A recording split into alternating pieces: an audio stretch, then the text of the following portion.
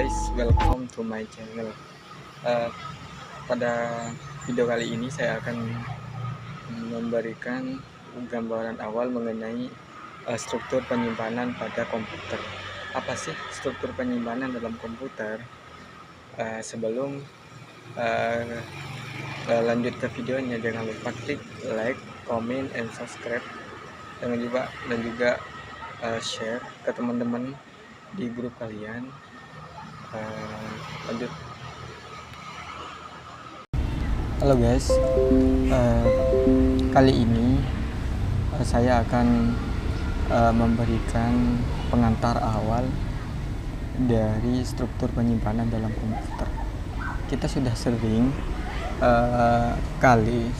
dengar dalam dunia teknik komputer itu ada struktur penyimpanan yang ada pada sistem komputer.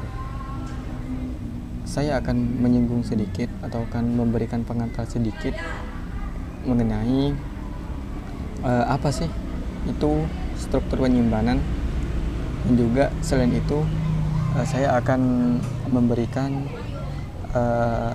gambaran macam-macam dari struktur penyimpanan. Dan juga bagaimana fungsi dari struktur penyimpanan dalam sistem operasi pada suatu laptop.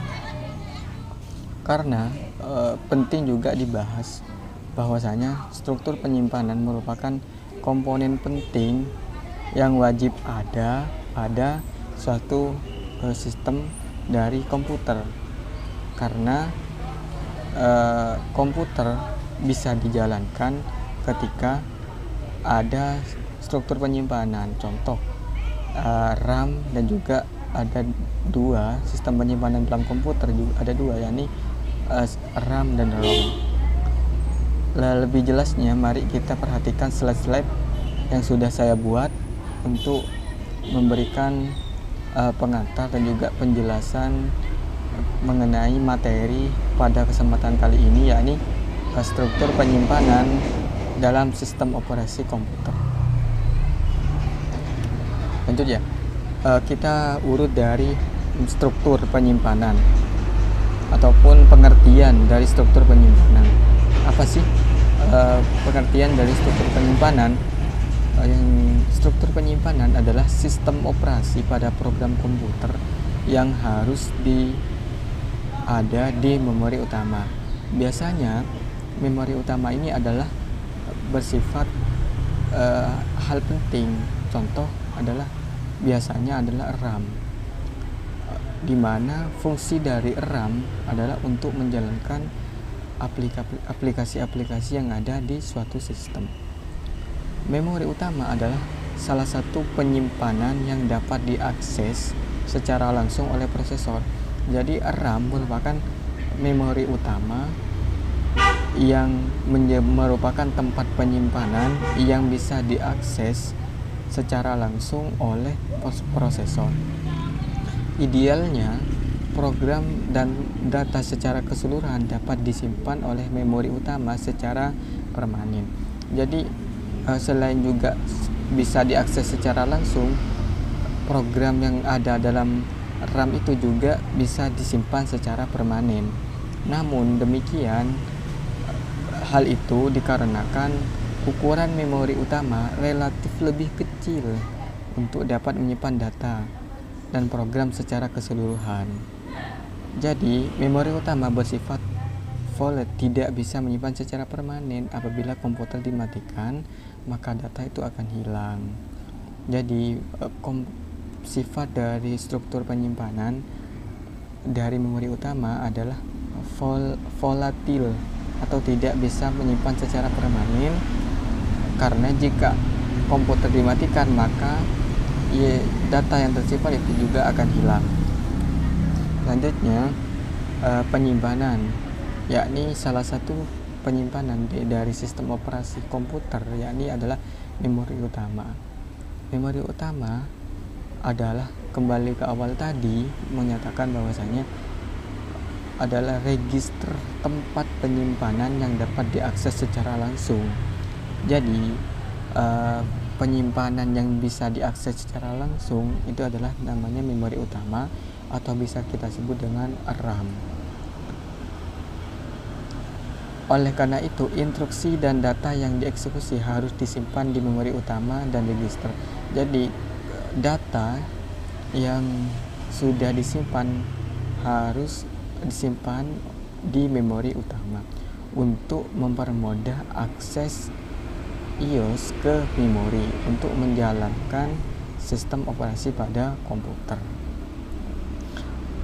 Jadi, dapat kita ketahui bahwasanya memori utama memiliki peran penting dalam proses penyimpanan dan juga proses menjalankan aplikasi-aplikasi yang ada pada sistem komputer. Selanjutnya, macam-macam dari memori penyimpanan. Struktur penyimpanan yang pertama adalah memori utama, yakni penyimpanan yang dapat diakses secara langsung oleh prosesor.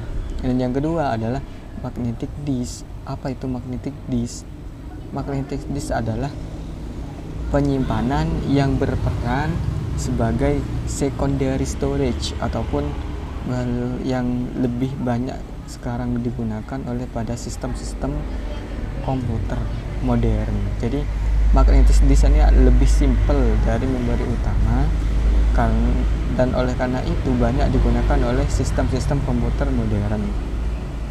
Storage hierarchy ataupun selanjutnya adalah storage hierarchy. Macam-macam struktur penyimpanan adalah merupakan data yang sama bisa tampil dalam level berbeda dari sistem penyimpanan, yakni adalah merupakan data yang sama, data duplikat ataupun data yang sama bisa tampil dalam level berbeda, bisa tampil pada sistem penyimpanan yang berbeda, begitu. Itu merupakan macam-macam dari penyimpanan. Sebenarnya kalau berbicara penyimpanan pada struktur komputer itu sangat lebih banyak dan lebih spesifik lagi jika kita mengetahui secara keseluruhan. Tetapi pada video kali ini saya cuma memberikan gambaran awal, pengantar awal mengenai macam-macam ataupun struktur penyimpanan dalam sistem operasi pada komputer. Selanjutnya adalah main memory. Apa sih main memory? Adalah merupakan media penyimpanan dalam bentuk array yang disusun word atau byte. Kapasitas daya simpannya jutaan susunan.